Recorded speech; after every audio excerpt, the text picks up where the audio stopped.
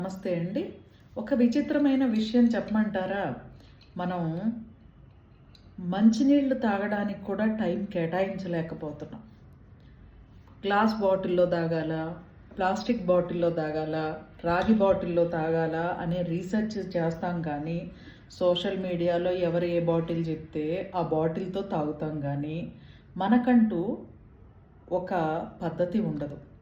మంచినీళ్ళు పరిగెత్తుతా తాగడం, అటు ఇటు తిరుగుతా తాగడం వల్ల తొందరపాటు, ఆదుర్ద అనే ఎమోషన్స్ క్రియేట్ అవుతాయి.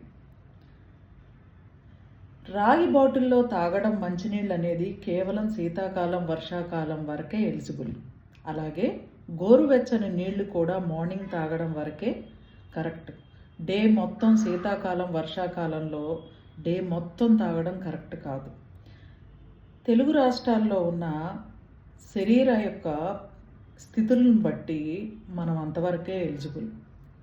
అలాగే మంచినీళ్ళు తాగేటప్పుడు ఎప్పుడైనా సరే ఇలా తాగండి.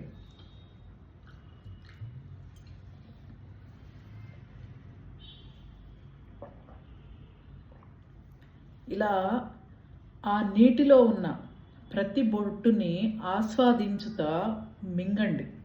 అప్పుడు మీ యొక్క సైకలాజికల్ ఎమోషన్స్ అండ్ ఫీలింగ్స్లో, మానసిక స్థితిలో అంటే భావోద్వేగాల్లో ఎంత చేంజెస్ వస్తాయో ఆరోగ్యంలో కూడా మార్పులు రావడం గమనించండి.